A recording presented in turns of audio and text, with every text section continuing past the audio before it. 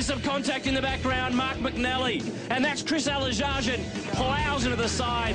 Very disappointing for Mark McNally. And I managed to get a little bit of drive on the exit in fourth gear, and all of a sudden the clutch just went, and I just ended up sitting on the limiter. The guys behind me obviously were outside, Garth. Well, you see Luff and Canto sneak up the inside. They both saw the accident and reacted, and luckily reacted the right way. You see Luff goes one way, Porter goes the other, and unfortunately Porter went the wrong way. Just the time sequence there. 2001 spec AU40. He's on the second row there, and as we take a look at some of the highlights, he's not had the best of starts. Warren Luff launches from row 3, but there's been a big accident behind them involving... Talk us through this, Cam. Well, it does look like Gary Dean, you can see in the forward their block division of Henderson, and really very, very little warning. I mean, it's one of those things you rely on the team manager or whoever's on the end of the race. Ricardo went, Emery goes around on the run. Matthew White makes it through, Youlden does, Shannon O'Brien, Drew Russell, and Jeff Emery wants to get going here. He gasses it up and goes. Oh, but Andrew Fisher was taking to the sand to avoid. As you can see, it's a blind corner over there, so just...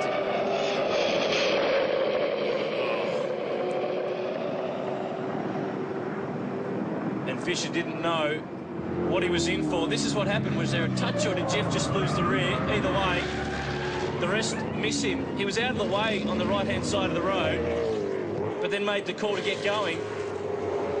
And Fisher had a millisecond to avoid. He went left. Absolutely nothing Andrew Fisher could do there. No, when it's... Against yesterday.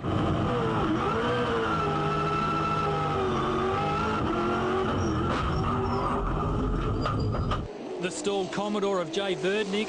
Traffic jam for Dean Canto's... Look at the where the impact was on Macrow's car. Bang, right in the driver's door. That's as worst impact as you can have. And D'Alberto obviously had nothing, couldn't control the car, couldn't do anything. He was a passenger. And bang, right in the door. So I dare say that Adam will be a sore boy tomorrow. Oh, you can hear on the radio. Team looking on. Let's have a look at this. Oh, something's parted company with the left rear wheel there. In fact, it looks like it's the wheel nut. It's gone. Well, there's the wheel. The wheel's now completely off. The question is that from the impact, or was that leaving the car, as you say, Rusty, mid-turn? But it looked like something failed because he lost it halfway. Then it's overcorrected, fired him hard into the left, into the wall. And definitely that rear wheel, I'd say, has come off mid-corner. It's worked its way loose, whether he's tagged the wall or something. That car is not going... Pieces together, look, 3-1. Morris around the outside. Emery, there's a bit of a tap. Loses control. Taz Douglas hits nowhere him. to go.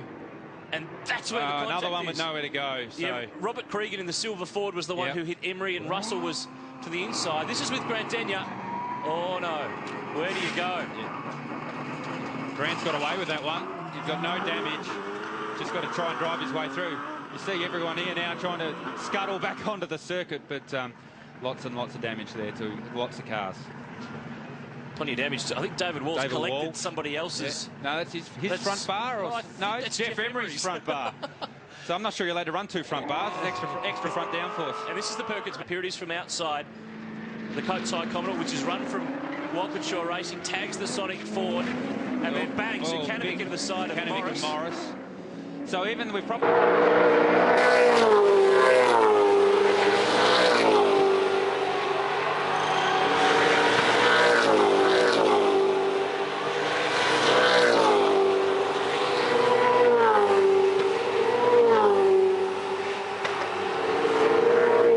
At the rear of the grid, Wakefield Park is away.